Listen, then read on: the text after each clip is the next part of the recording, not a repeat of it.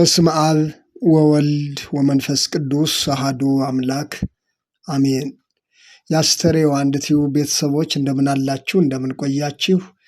በያላችሁበት ሰላም እግዚአብሔር ይብዛላችሁ። የሰላም አምላክ ልዑል እግዚአብሔር ስለዚች ዕለትና ሰዓት ክብርና ምስጋና ውዳሴና አምልኮ ለእርሱ ይሁን። የሚያዝኑ ብፁዓን ናቸው መጽናናትን ያገኛሉና። የማቴዎስ ወንጌል ምዕራፍ 5 ቁጥር 4 የሚያዝኑ ብፁዓን ናቸው መጽናናትን ያገኛሉና። እንደተለመደው ላይክና ሼር በማድረግ እንድትጀምሩ፣ ሰብስክራይብ ያላደረጋችሁ አዳዲስም የሆናችሁም ሰብስክራይብ እንድታደርጉ በአክብሮት አሳስባለሁኝ። የሚያዝኑ ብፁዓን ናቸው መጽናናትን ያገኛሉና። ማዘን ማለት መራራት ማለት ሲሆን በሌላ መልኩ ደግሞ ሐዘን የሚለውን የእግዚአብሔር ቃል በሁለት ከፍሎት እናገኛለን። እንደ እግዚአብሔር ፈቃድ የሆነ ሐዘንና የዓለም ሐዘን ተብለው በሁለት የተገለጹ ሐሳቦችን እናገኛለን። በመጀመሪያ ርኅራኄን በተመለከተ የተገለጸውን ሐሳብ ባጭሩ እናያለን። ለምሳሌ ጌታችን ኢየሱስ ክርስቶስ ብዙ ሕዝብ ባየ ጊዜ እረኛ እንደሌላቸው በጎች ተጨንቀው ተጥለውም ነበርና አዘነላቸው ተብሏል። ብዙ ሕዝብም ባየ ጊዜ እረኛ እንደሌላቸው በጎች ተጨንቀው ተጥለውም ነበርና አዘነላቸው ይላል ወንጌላዊ ማቴዎስ በማቴዎስ ወንጌል ምዕራፍ 9 ቁጥር 36 ላይ። እንግዲህ እንዲህ አይነቱ ሐዘን ርኅራኄ ያለበት ሐዘን ለሌሎች የሚራራ ማንነትን የሚያስረዳ ነው። እንደሚታወቀው ክርስቶስ ለሌሎች የሚራራ ለሌሎች የሚያዝን ርኅሩህ አምላክ መሆኑ ይታወቃል።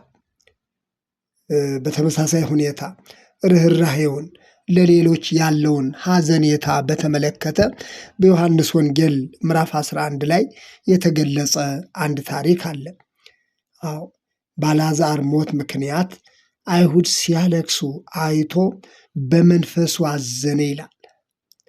በመንፈሱ አዘነ። የሌሎቹ ሐዘን የሌሎቹ ለቅሶ የሚያሳዝነው ርኅሩህ አምላክ መሆኑን እንረዳለን። በለበሰው ሥጋም ቢሆን በርኅራኄው ሐዋርያው ቅዱስ ጳውሎስ በዕብራውያን መልእክቱ ላይ እንደገለጸው የሚምር የሚራራ ይላል። የሚምር የሚራራ። ስለዚህ የመድኃኒታችን ኢየሱስ ክርስቶስ ሐዘኔታ ርኅራኄውን የሚገልጥ ነው። ተጨንቀው ተጥለው ለነበሩት ሰዎች ያለውን ሐዘኔታ ከዚህ የተነሳ ነው እንግዲህ ከሰማይ ወደ ምድር እንዲመጣ ያደረገውም የሰው ልጅ ባክኖ ተጨንቆ በነፍሱም በሥጋውም በባዘነበት በተጨነቀበት ሰዓት መጥቶ ነበር መልካም እረኛ በመሆን ወደ ራሱ የሰበሰበው። እኛም እንደ ክርስቲያን ሁላችን ርኅሩኆች እንድንሆን ታዘናል።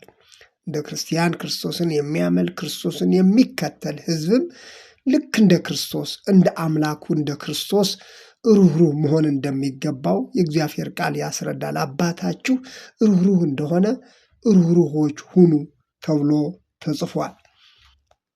ሐዋርያው ቅዱስ ጳውሎስ ደግሞ እንደ እግዚአብሔር ምርጦች ቅዱሳን ሆናችሁ የተወደዳችሁም ሆናችሁ ምሕረትን፣ ርኅራኄን፣ ቸርነትን፣ ትሕትናን፣ የዋህነትን፣ ትዕግስትን ልበሱ ብለዋል። ቆላስይስ ምዕራፍ 3 ቁጥር 12 ላይ እንደ እግዚአብሔር ምርጦች ቅዱሳን ሆናችሁ። ምክንያቱም በክርስቶስ ቅዱሳን ሁነን የእግዚአብሔር ሕዝብ ሁነን ወደ እርሱ የተጠራን እንደመሆናችን መጠን እናንተም ምሕረትና ርኅራኄ፣ ቸርነት፣ የዋህነት፣ ትዕግስትን ልበሱ ሲል ገልጿል። እንግዲህ እነዚህ ነገሮች የክርስቶስ ባህሪያት ናቸው። የክርስቶስ የባህሪው መገለጫ ርኅራኄና ቸርነት፣ ትዕግስት እንደሆነ ሁሉ ክርስቲያኖችም ከእግዚአብሔር ባገኙት በክርስቶስ በኩል የእግዚአብሔርን ልጅነት ያገኙ ክርስቲያኖችም እነዚህን ነገሮች በሕይወታቸው እንዲፈጽሙ እንድንፈጽም ርኅሩኆች እንድንሆን ለሌሎች እንድናዝን ታዘናል ማለት ነው። እንግዲህ ሌላኛው የእግዚአብሔር ፈቃድ ቀደም ሲል እንዳነሳሁት የእግዚአብሔር ፈቃድ የሆነ ሐዘንና የዓለም ሐዘን ተብሎ የተገለጻል። እዚህ ላይ ደግሞ አንደኛው ሐዘን ርኅራኄን፣ ቸርነትን፣ ይቅርታን፣ ምሕረትን የሚመለከት ሲሆን ሁለተኛው ሐዘን ደግሞ ለሁለት ተከፍሎ እናገኛለን። አንደኛው እንደ እግዚአብሔር ፈቃድ የሆነ ሐዘን፣ ሁለተኛው ደግሞ የዓለም የሆነ ሐዘን። ሐዋርያው ቅዱስ ጳውሎስ በሁለተኛ ቆሮንቶስ መልእክቱ ምዕራፍ 7 ቁጥር 10 ላይ እንዲህ ሲል ገልጾት እናገኛለን። እንደ እግዚአብሔር ፈቃድ የሆነ ሐዘን ጸጸት የሌለበትን ወደ መዳንም የሚያደርሰውን ንስሐ ያደርጋልና። አንደኛው ሐዘን እንደ እግዚአብሔር ፈቃድ የሆነ ሐዘን ነው። ይህ እንደ እግዚአብሔር ፈቃድ የሆነው ሐዘን ሐዋርያው ቅዱስ ጳውሎስ እንደገለጸው ጸጸት የሌለበትን ወደ መዳንም የሚያደርሰውን ንስሐ ያደርጋልና። አንደኛው ሐዘን ይህ ነው። ለምሳሌ ሐዋርያው ጴጥሮስን ብንወስድ አምላኩን፣ ጌታውን፣ መምህሩን ክርስቶስን ከካዶ በኋላ ክርስቶስ አስቀድሞ እንደተናገረ 3 ጊዜ ትክደኛለህ የሚለውን ቃል ትዝ ባለው ጊዜ ግን መራራ ለቅሶ በማልቀስ እንደገና ወደ መዳን ወደ ቀደመ ክብሩ ወደ ሐዋርያነቱ እንዲመለስ ምክንያት የሆነው ሰው ነው። ምክንያቱም መጀመሪያ ላይ ክዶ ነበር፣ አምላኩን፣ መምህሩን ክርስቶስን ክዶ ነበር።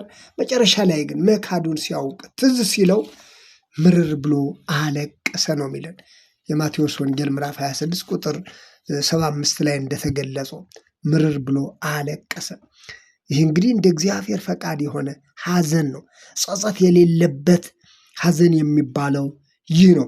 በተመሳሳይ መልኩ ደግሞ ሁለተኛው ሐዘን የዓለም ሐዘን ሲል ገልጾታል ጳውሎስ በዚሁ ቁጥር ላይ። እንደ እግዚአብሔር ፈቃድ የሆነ ሐዘን ጸጸት የሌለበትን ወደ መዳን የሚያደርሰውን ንስሐ ያደርጋልና ካለ በኋላ የዓለም ሐዘን ግን ሞትን ያመጣል አለ። ሁለተኛው ሐዘን የዓለም ሐዘን ተብሎ ተገልጸዋል። የዓለም ሐዘን ግን ሞትን ያመጣል። ይሁዳን መውሰድ እንችላለን። ከደቀ መዛሙርቱ 12ኛ ሆኖ ተመርጦ የነበረው ነገር ግን ክርስቶስን በ30 ብር ከሸጠ በኋላ ለሞት አሳልፈው እንደሰጡት ሲያውቅ ብራችሁን እንኩ በማለት መልሶላቸው ራሱን ታንቆ ሞተ ነው የሚለው የእግዚአብሔር ቃል። ማቴዎስ ወንጌል ምዕራፍ 27ን ስናነበው መጨረሻ ላይ የተገለጸው ቃል ታንቆ ሞተ። እርሱም አዝኗል፣ ተጸጽቷል። ክርስቶስን ለሞት አሳልፈው እንደሰጡ ባየ ጊዜ አዘነ ነው የሚለው። ካዘነ በኋላ ግን ሄደና ታንቆ ሞተ። ይህ እንግዲህ የዓለም ሐዘን የተባለው ይህ ነው። ወደ ንስሐ የሚያደርስ ሐዘን ሳይሆን፣ ወደ ንስሐ የሚያደርስ ጸጸት ሳይሆን ወደ ሞት የሚያደርስ ጸጸት፣ ሞት ያለበት ጸጸት፣ ሞትን የሚያስከትል ጸጸት። ብዙ ሰዎች ይጸጸታሉ። ማንኛውም ሰው በሚያደርገው ጥፋት፣ በሚሰራው ክፉ ነገር ሁሉ ይጸጸታል። ነገር ግን ተጸጽቶ ወደ ንስሐ መመለስ፣ ወደ እግዚአብሔር መመለስ፣ ወደ መዳን መመለስ ከእግዚአብሔር ዘንድ የሆነ እንደ እግዚአብሔር ፈቃድ የሆነ ሐዘን የሚባለው ይህ ሲሆን፣ ወደ ሞት የሚወስድ ንስሐ የሌለበት ጸጸት ከሆነ ግን የዓለም ሐዘን ይባላል። የዓለም ሐዘን ደግሞ ሞትን ያደርጋል፣ ወደ ሞት ያደርሳል ተብሎ ነው። የዓለም ሐዘን ሞትን ያመጣል። ብዙ ሰዎች ከሐዘናቸው የተነሳ ከጸጸታቸው የተነሳ ወደ ንስሐ ከመምጣት ይልቅ ወደ ሞት፣ ወደ ጥፋት ይሄዳሉ። ስለዚህ የዚህ መጨረሻው ታዲያ ቀደም ሲል በመግቢያ ላይ እንደገለጽኩት የሚያዝኑ ብፁዓን ናቸው መጽናናትን ያገኛሉ። እንደ እግዚአብሔር ፈቃድ የሆነ ሐዘን ያላቸው ሰዎች እንደ እግዚአብሔር ፈቃድ በአምላካቸው ፊት ተስፋ ሳይቆርጡ እንደ እግዚአብሔር ፈቃድ የሆነ ሐዘን የሚያዝኑ ሰዎች መጨረሻው ላይ ይጽናናሉ ነው። ይጽናናሉ። የሚያዝኑ ብፁዓን ናቸው መጽናናትን ያገኛሉ። እንዳዘኑ አይቀሩም። እንደተከዙ አይቀሩም። ተስፋ እንደቆረጡ አይቀርም። አንድ ቀን እግዚአብሔር ይጎበኛቸዋል። ተስፋቸው እንደገና ይለመልማል። ምን አይነት ሐዘን ከሆነ? እንደ እግዚአብሔር ፈቃድ የሆነ ሐዘን ከሆነ በዮሐንስ ራእይ ምዕራፍ 7 ቁጥር 17 ላይ እንደተገለጸው እንደ እግዚአብሔር የሆነውን ሐዘን መጨረሻው ላይ መጽናናት ያለበት መሆኑን እግዚአብሔር እንባቸውን ሁሉ ከዓይናቸው ያብሳል ይላል። እንዳለቀሱ እንዳነቡ አይቀሩም። ለእግዚአብሔር ፈቃድ የሆነ ሐዘን ከሆነ ንስሐ ያለበት ሐዘን ከሆነ ከእግዚአብሔር ጋር በመጓዝ ላይ የተመሰረተ ሐዘን ከሆነ መጨረሻ ላይ እግዚአብሔር እንባቸውን ሐዘናቸውን ሁሉ ያስወግድላቸዋል፣ እንባቸውን ያብስላቸዋል። ስለዚህ መጽናናት ይሆንላቸዋል። ሐዋርያው ቅዱስ ጴጥሮስም ለጥቂት አዝናቸዋል ይላቸዋል። ክርስቲያኖችን በብዙ ሐዘን፣ በብዙ ፈተና፣ በብዙ መከራ፣ በስደት ውስጥ የነበሩትን ክርስቲያኖች በጻፈው መልእክቱ ላይ በአንደኛ ጴጥሮስ መልእክት ምዕራፍ 1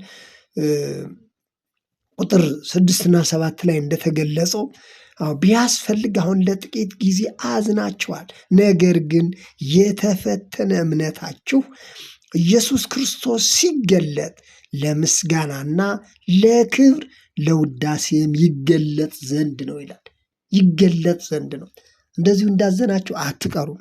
አንድ ቀን ትጽናናላችሁ፣ መጽናናት ይሆንላችኋል። ወገኖችን እንደ እግዚአብሔር ፈቃድ የሆነ ሐዘናችንን በአምላካችን በእግዚአብሔር ፊት በማድረግ በንስሐ የሆነ ሐዘን አምላካችን እግዚአብሔርን በልባችን አስቀምጠን በእምነት ላይ የተመሰረተ ሐዘን መጨረሻው መጽናናት አለበት። መጨረሻው ተስፋ አለበት። እንዳዘኑ የሚኖሩበት ሳይሆን አምላካችን እግዚአብሔር በምድርም በሰማይም መጽናናትን ያደርጋል። አሁንም ቢሆን ዛሬ ያዘናችሁ፣ ዛሬ የቆዘማችሁ፣ ዛሬ የጨለመው የማይነጋ የመሰላችሁ፣ ጨለማው እንደገና የማይነጋ የመሰላችሁ፣ ጨለማ ውጦናል ብላችሁ የምታስቡ በተስፋ መቁረጥ ውስጥ ያላችሁ ሰዎች ሐዘናችሁን እንደ እግዚአብሔር ፈቃድ ካደረጋችሁት፣ እንደ እግዚአብሔር ፈቃድ የሆነ ሐዘን ከሆነ የሚያዝኑ ብፁዓን ናቸውና መጽናናትን ያገኛሉ። ስለዚህ የሚያዝኑ የሚለውን ከዚህ በላይም መግለጽ ይቻላል። በዋናነት ግን በሁለት መንገድ አይተናል።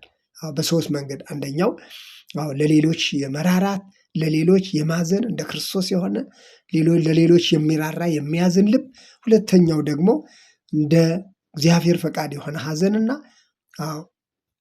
የዓለም የሆነ ሐዘን። የዓለም ከሆነ ሐዘን ልንጠበቅ ያስፈልጋል። የዓለም የሆነ ሐዘን መጨረሻ ላይ ወደ ሞት ነው የሚወስደን።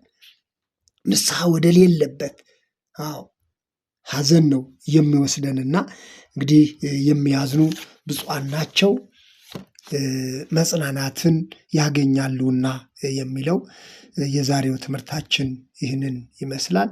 አምላካችን እግዚአብሔር ስለ ሁሉም ነገር ክብርና ምስጋና ለእርሱ ይሁን።